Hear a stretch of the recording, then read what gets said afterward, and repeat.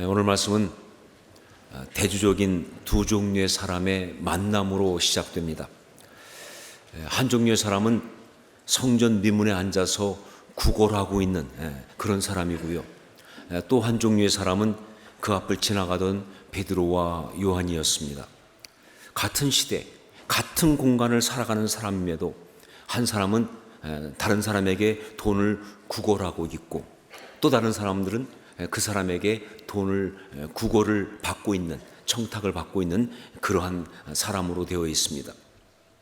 저는 지금 경제적인 어떤 그것 가지고 사람을 두 부류로 나누려고 하는 것이 절대 아닙니다. 세상 살다 보면요, 어떤 경우는요, 달라는 사람도 있을 수 있고요, 또 어떤 사람은 또 주는 사람도 있을 수 있는 거예요. 더구나 오늘 말씀에 나오는 이 베드로와 요한은요, 그 구걸하는 사람에 비해서 결코 돈이 많은 사람이 아닙니다. 자기들이 분명히 말한 것처럼 말이죠, 은과 금은 내게 없거니와, 말 그대로 우리도 빈털터리다, 그 말이죠. 그렇죠? 정말 경제적으로 결코 그렇게 많은 사람이 아니에요. 오히려 어떻게 본다면요, 구걸하는 그 사람이 돈이 더 많을 수 있어요. 동양받은 게 있으니까 말이죠. 그런 거기 때문에 절대 그런 거로 나누려고 하는 게 아니죠. 제가 정말 말하고 싶은 건 뭐냐, 돈의 많고 적음, 그것이 아니라 바로 그 삶의 내용입니다. 한마디로 이 성전 미문에 앉은 이 사람은요, 죄의 공격을 받아서 깨어진 인간의 전형적인 그 삶의 모습, 그겁니다.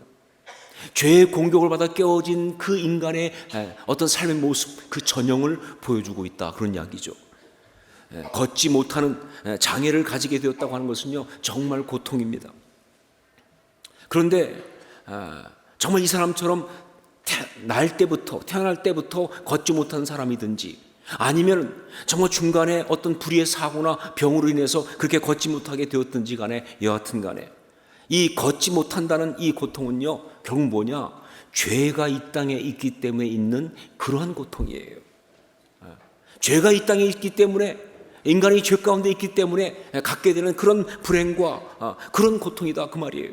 그러니까 만일 죄가 없었다고 한다면 이런 일은 그에게 없었겠죠. 결국 인간이 죄 가운데 있음으로 인해서 그가 지금 그 죄의 공격을 받아서 고통을 당하고 있다, 그런 이야기입니다. 자, 그런데 여러분, 이렇게 죄의 공격을 받는다고 해서 그럼 모든 사람의 삶이 다 이렇게 깨어지고 무너지고 망가지는 그런 삶의 부류가 되는 것이냐? 절대 그렇지 않습니다. 이 세상에 보면요, 정말 어마어마한 죄의 공격을 받았지만 오히려 그것을 이기고 아주 멋지게 승리한 그런 사람들이 얼마나 많습니까? 지난 금요일 부산 CBS에서 쉴만한 물가라는 프로그램, 그 라디오 방송 녹음을 하자고 요청이 와서 제가 가서 하고 왔습니다. 아마 어제 방송이 되었을 거예요. 그런데 그 쉴만한 물가에서 저한테 이야기해 주기를 원했던 게 뭐냐면요, 우리 호산나 복지재단에서 하고 있는 구딜 사역에 대해서 좀 이야기해 달라 하는 것이었어요. 사실 제가 시작한 건 아니죠. 하지만 호산나 교회가 시작하고 지금도 섬기고 있기 때문에, 그래서 호산나 교회 담임 목사 입장에서 가서 이야기를 하게 된 거예요. 근데 제가 잘 모르잖아요. 그래서 우리 담당하는 목사님한테 그 내용을 좀 적어달라고 부탁을 했어요. 그래가지고 그분이 잘 적어주셔서 제가 열심히 공부했습니다. 제가 생각보다 여러분 열심히 공부합니다. 그래서 열심히 공부해가지고 가서 녹음을 잘 하고 왔습니다. 자, 그런데 이번에 그 구딜 사역을 쭉 보면서 거기서 제가 새삼스럽게 떠올리게 된 분, 그래서 정말 감동하게 된 분이 있는데, 그것이 바로 고 강영우 박사님이에요. 이 강영우 박사님은 제가 미국에서 목회할 때도 여러 번 뵀습니다. 또 특히 제가 미국에서 목회할 때 그 교회에 그 친척 동생이 있어서, 그래서 아주 개인적으로도 연락하고 만나고 한 적이 있었어요.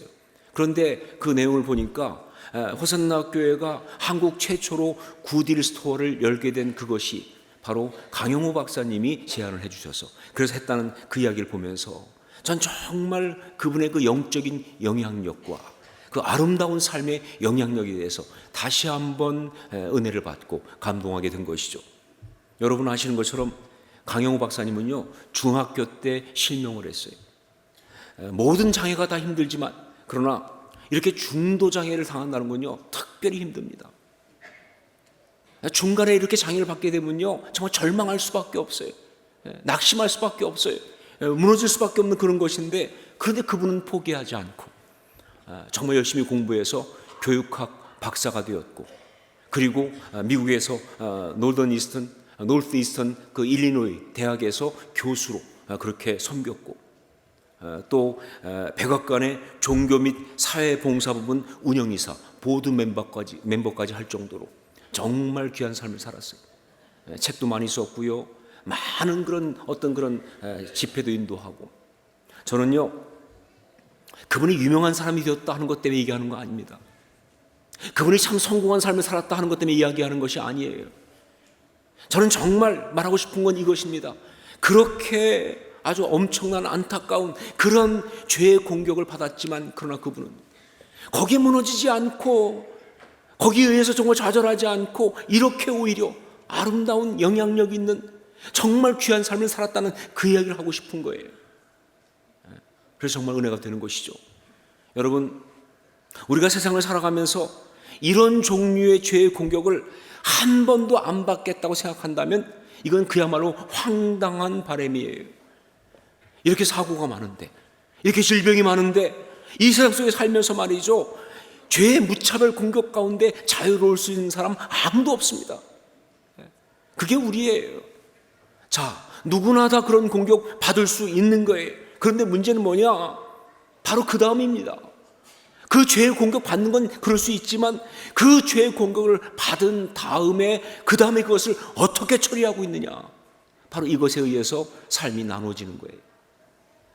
오늘 말씀에 나오는 이 성전 미문에 앉은 걷지 못하는 장애를 가진 이 거린, 이 사람은 그 죄의 공격을 받았기 때문에 그래서 문제가 있는 삶이 아니라, 그 공격을 받은 다음에 그는요, 그 죄 가운데 그냥 주저앉았다고요. 그냥 그 가운데 그냥 망가졌어요. 그 죄가 원하는 대로 그렇게 깨어졌습니다. 그냥 그렇게 고착된 삶을 살았어요. 이게 바로 문제가 되는 거예요.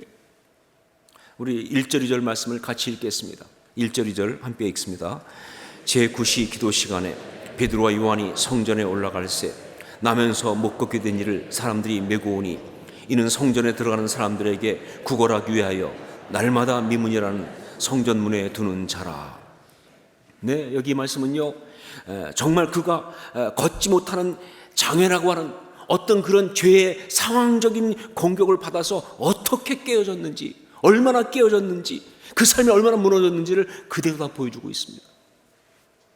예, 오늘 말씀 보면 나오지만 그는 그야말로 주저앉아 있어요. 어디에?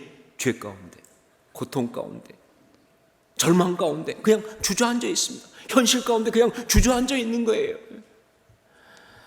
성전 미문 앞에, 이런 표현이 나오죠.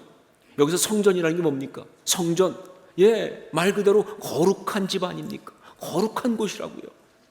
미문 뭐예요? 아름다운 문입니다.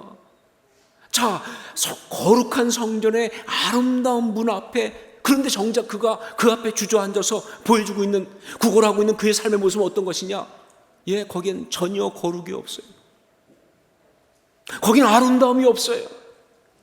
그냥 정말 비굴하고 구차하고 자기 존엄성과 가치를 다 포기해버린 그런 안타까움만 있을 뿐이다, 그 말입니다. 제가 여기서 이거 보면서 너무나 가슴 아프게 정말 주목하며 볼 수밖에 없는 게 뭐냐, 이 사람이요, 사람들의 도움까지 받아가면서 날마다 성전 앞으로 왔다는 거예요. 하루도 안 빠지고. 자기 힘으로 올 수가 없으니까 사람들의 도움을 받아서 날마다 성전 앞으로 왔다는 거예요. 그런데 그가 그렇게 성전에 오는 이유가 하나님을 예배하고 하나님을 찬양하고 하나님 앞에 나오게 온 것이 아니라 구걸하기 위해서 왔다는 거예요. 이게 이 안타까운 이야기예요. 이게 정말 속상한 이야기예요. 한마디로 그는요, 육체만 공격받아 무너진 것이 아닙니다. 그의 인격과 존엄성, 신앙까지 깨진 거예요. 이게 죄가 원하는 것이죠. 이게 마귀가 원하는 것이죠. 철저하게 그렇게 죄에게 당한, 죄의 완벽한 승리, 바로 그런 상황이 벌어진 것입니다. 물론 먹고 살아야 하니까 어쩔 수 없다라고 말할 수 있겠지요. 근데 여러분 아세요? 이 먹고 살아야 한다는 것이 때때로 죄가 우리 삶 가운데 던지는 최후의 족쇄가 된다는 사실을, 어떤 스토리가 있든지 간에 먹고 살아야 한다는 것이 전면에 나오게 되면요, 그건 망가진 인생이에요. 그건 정말 고통스러운 비참한 인생이에요. 어떤 내용이든 간에 먹고 살아야 한다는 것이, 그것이 그 모든 것에 전면에 나온다는 것은 뭐냐? 바로 죄 가운데 망가져서 그대로 굳어진 삶의 이야기가 될 수밖에 없다는 거예요. 자녀를 제대로 돌보지 않아서, 사랑을 주지 못해서, 그래서 정말 망가진 어떤 그런 부모의 변 가운데 가장 많이 나오는 게 뭡니까? 먹고 사는 일에 바빠서 아니에요. 먹고 살다 보니까, 먹고 사는 일이 바빠서, 그래서 함께 할 시간이 없었다는 거예요. 사랑을 못 줬다는 거예요. 여러분, 가정에 충실하지 않은 남편의 변이 뭡니까? 먹고 살기 위해서, 먹고 살려고 하다 보니까. 여러분, 신앙에 충실하지 못하는 성도들의 변이 뭡니까? 먹고 사는 일이 바빠서, 급해서.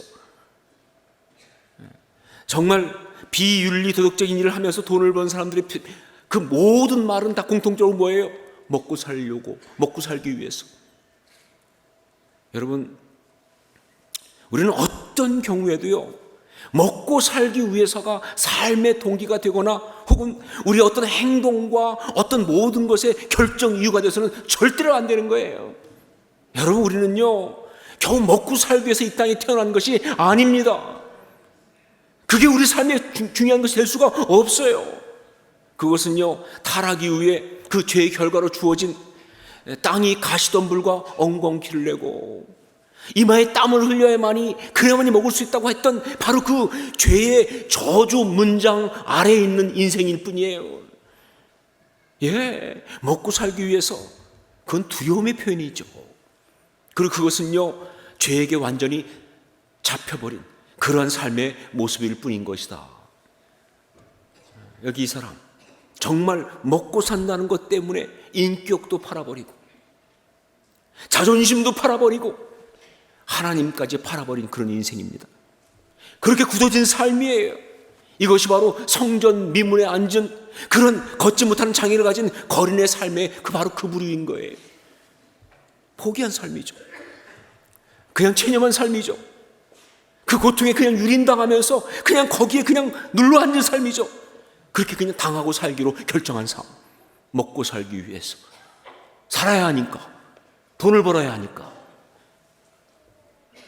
자, 그런데 바로 이 사람 앞으로 지나는 다른 두 사람이 있었습니다. 그런데 이들은 전혀 다른 부류의 사람이었습니다.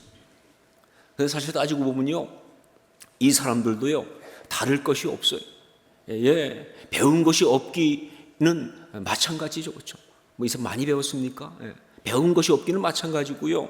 삶에 실패했던 이야기로 한다면 만만치 않은 사람들이에요. 뭘 좀 해보겠다고 말이죠. 그래서 배와 금을 부침까지 버려두고, 그리고 정말 예수님을 따라다녔는데 3년 동안 결과가 뭔지 아시죠? 십자가에 그 예수님이 죽으심을 인해서 그 십자가에 달려 죽은 반역범의 제자로 끝나고 말았어요. 근데 더 무서운 거, 더 비참한 거 뭐냐? 그때 그들이 거기서 말이죠, 너무 두려운 나머지 죽어가는 스승을 갖다가 팽개치고 도망친 사람들이에요. 이게 이들의 삶의 이야기라고요. 그랬는데 지금 이들은 달랐습니다. 무엇보다 바로 그들의 입에서 나온 그 말은요, 너무나 다른 말이었어요. 한 푼 달라고 구걸하는 그 사람이나 그 앞을 지나가면서 정말 눈살 찌푸리면서 동전 몇 개 던지고 있는 그런 사람들이나 다 똑같은 부류였지만, 그런데 이들은 달랐습니다. 이 죄로 깨어진 채 거기 주저앉아 있는 그 사람이 사실은 한 번도 들어보지 못한 그 충격적인 말을 그들은 했다는 것이죠. 그들의 입에서는 바로 그런 말이 나왔어요. 우리 6절 말씀을 함께 읽겠습니다. 6절 같이 읽습니다. 베드로가 이르되 은과 금은 내게 없거니와 내게 있는 이것을 내게 주노니 나사렛 예수 그리스도의 이름으로 일어나 걸으라 하고. 누구도 이렇게 말한 사람이 없었어요. 그 사람 보고 일어나 걸으라고 그렇게 말한 사람은 한 명도 없었습니다. 불쌍하니까 동전 몇 푼 주는 사람은 있었을지 모르겠지만, 그에게 죄로 인해 깨어져 굳어버린 그 삶의 그 자리에서 일어나라고 그렇게 말한 사람은 아무도 없었어요. 그 앞으로 그동안 수천 명이 지나갔어요. 수만 명이 지나갔어요. 그런데 그 어떤 사람도 생각조차 해보지 못했던 그 말, 정말 그가 그렇게 죄로 굳어진 자리에서 일어날 수 있다는 그 생각, 아무도 해보지 못했는데 그 말을 한 것입니다. 일어나 걸으라고 말이죠. 그 생각은 날 때부터 걷지 못했던 장애를 가진 이 사람에게도 마찬가지예요. 해본 일이 없는 이야기예요. 그냥 이렇게 살아가는 것, 그냥 이렇게 비참하게 살아가다가 죽어가는 것, 그게 당연한 줄 알고 있었는데, 그런데 베드로와 요한은 말한 것입니다. 그를 향해 말한 것입니다. 깨어지고 망가진 채로 굳어진 삶의 자리에 앉아서 그렇게 죽어가고 있는 그 사람에게 말한 것입니다. 나사렛 예수 그리스도의 이름으로 일어나 걸으라 라고 말이죠. 아무도 생각도 못한 이야기죠. 상상도 못한 이야기입니다. 그런데 그 말을 했다는 거예요. 누가? 그리스도인이. 누가? 우리 같은 신앙인이. 그러자 놀라운 일이 벌어졌습니다. 능력이 나가면서, 역사가 일어나면서, 그 걷지 못하던 사람이, 한 번도 걸어본 일이 없던 그 사람이 말이죠, 걸을 것이라고는 상상도 해본 일 없던 그 사람이 말이죠, 그 자리에서 벌떡 일어나서 걸으며 뛰며 하나님을 찬양하는 역사가 일어난 거예요. 어떻게 이런 일이 가능할까? 여러분, 정말 어떻게 이런 일이 가능하다고 생각하세요?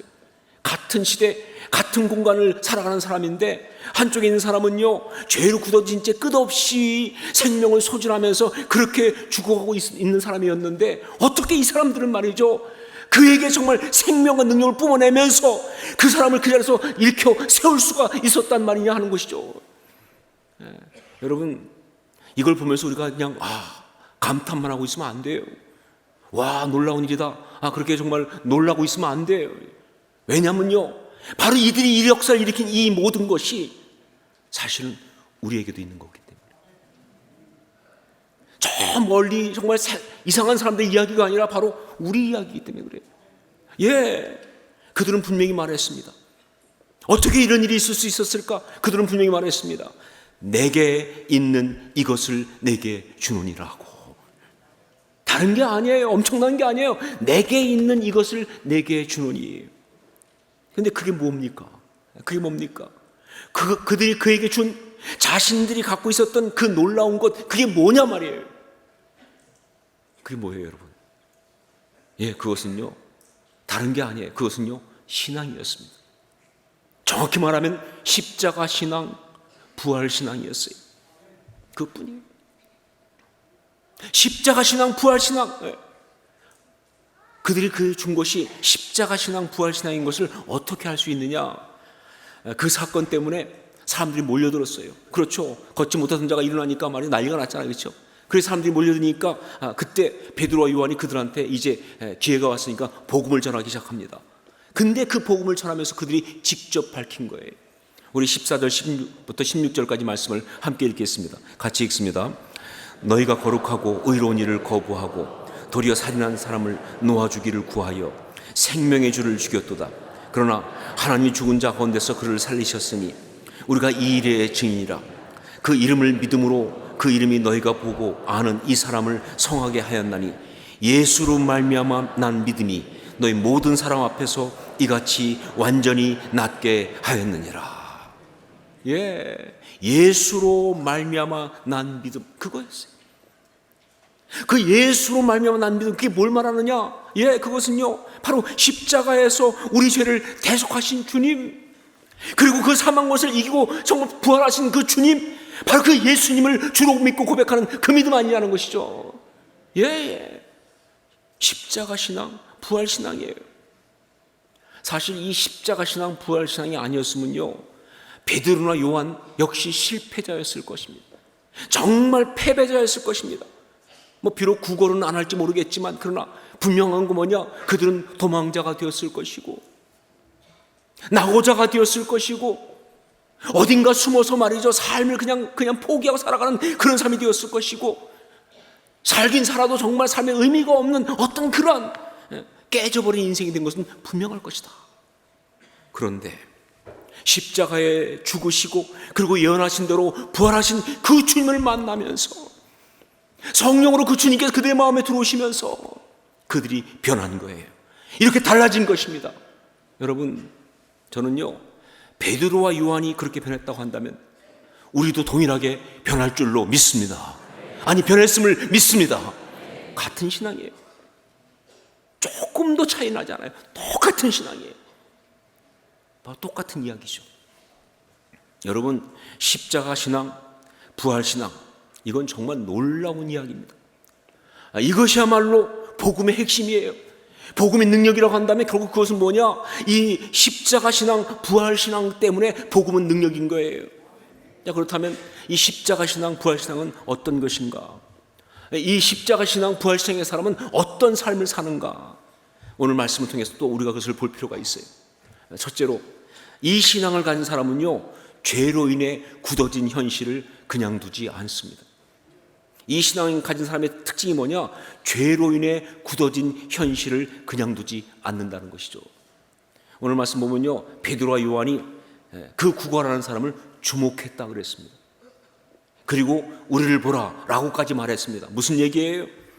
그냥 거기 앉아가지고 말이죠, 마치 그냥 어떤 그런 그 거리에 어떤 그런 그림처럼 그냥 계속 구걸하고 있는, 당연해 보이는 그 모든 상황을 주목하면서, 그리고 거기에 대해서 우리를 보라고 말하면서 말이죠, 그가 그렇게 구걸하고 있는 죄 가운데 깨어져 있는 그 현실을 인정하지 않기 시작했다는 거예요. 이건 당연한 게 아니야. 이건 당연히 그럴 수 있는 것이 아니야.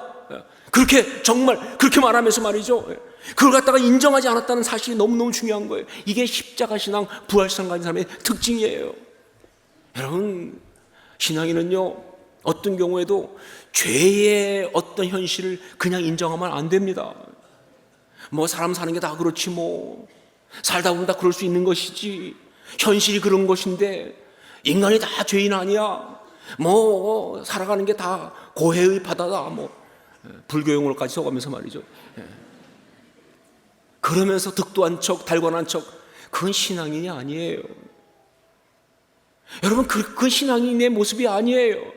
정말 십자가 신앙, 부활 신앙 가진 사람은요, 절대 죄의 그 현실을 그냥 인정하지 않습니다. 십자가 신앙엔 포기가 없어요. 부활 신앙엔 절망이 없어요. 정말 그 모든 것들 가운데 절대 그들은 죄와 타협하지 않습니다. 고통이 자리 잡도록, 죄가 자리 잡도록 용납하지 않는다는 거예요. 이게 첫 번째 모습이에요. 두 번째로, 그리고 그 신앙의 사람은요, 죄에게 선포합니다. 명령합니다. 그 신앙의 사람은 죄에게 선포하고 또 죄에게 명령합니다. 왜 그러냐면 바로 그 죄에 대해서 파워가 있기 때문에. 죄와 사망은요, 늘 자기들이 여전히 어떤 강자인 것처럼 그렇게 위장하고 있어요. 현실은 바뀔 수가 없어. 이미 다 끝난 것이야. 이건 정말 어쩔 수 없는 거야 하면서 아주 자기들이 굉장히 강자인 것처럼, 정말 그것이 어떤 그런 절대적인 것처럼 그렇게 말하고 있지만, 그러나 십자가와 부활의 신앙의 사람은요, 알고 있습니다. 그 모든 죄와 그 모든 사망의 권세가 이미 갈보리 십자가에서 우리 주님에 의해서 깨졌다는 사실을 말이죠. 그건 깨진 이야기예요. 패배한 이야기예요. 우리 주님이 이기셨습니다. 그걸 믿는 믿음이 십자가 신앙 아니에요. 그걸 믿는 믿음이 부활 신앙 아니에요. 그렇죠?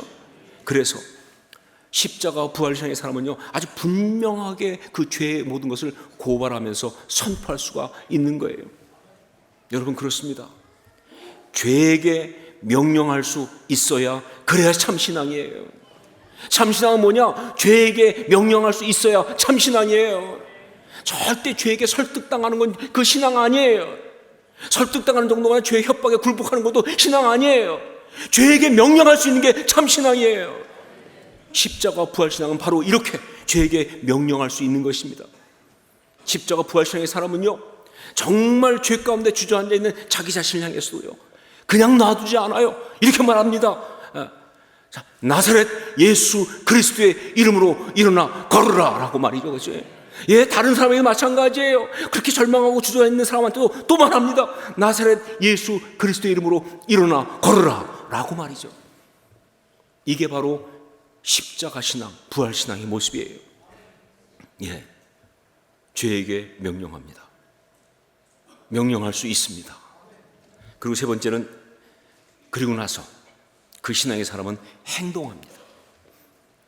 아주 확신 있게 행동합니다. 그러면서 역사를 일으키는 거예요.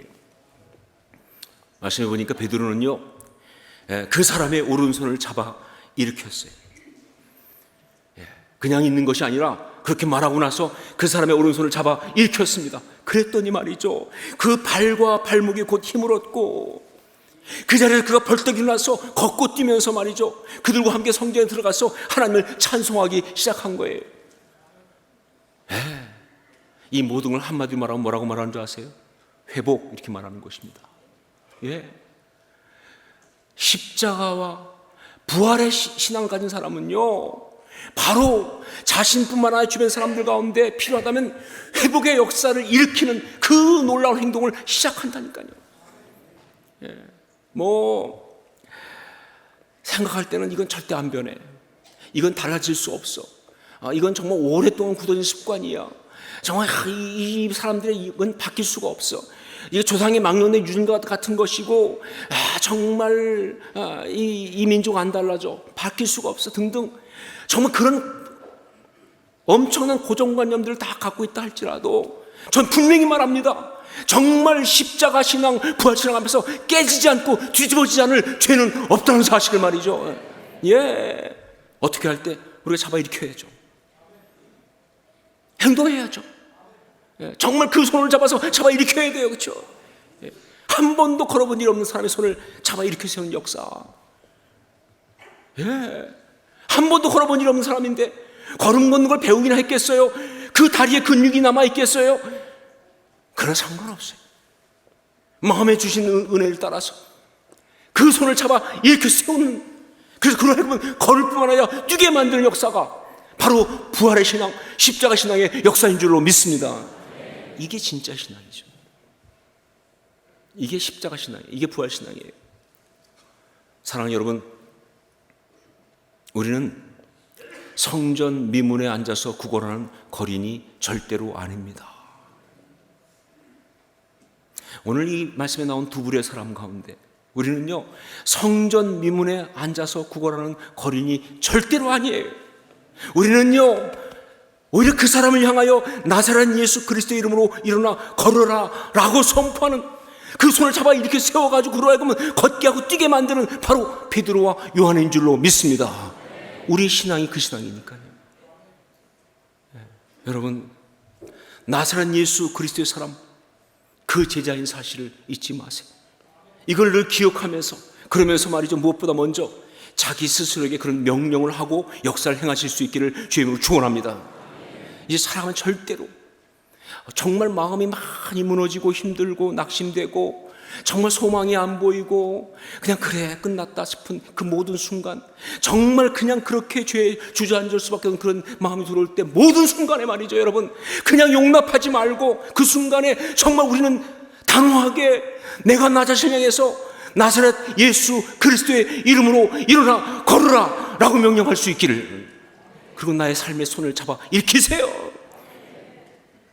그래서 나로 하여금 그 자리에서 일어나서 걸으며 뛰며 하나님을 찬양할 수 있도록 말이죠, 그렇게 만드는 우리 모두가 될 수 있기를 주의 이름으로 축원합니다. 신앙은 그런 거니까. 먼저 그 일이 있어야 돼요, 나에게.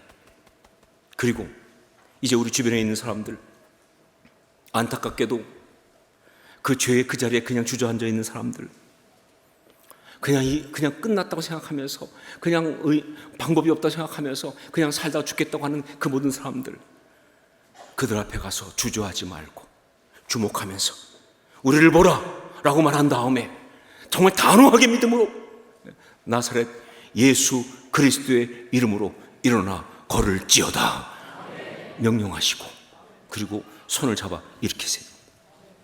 그게 전도입니다. 그게 사역입니다. 그게 양육입니다. 그것이 중보기도입니다.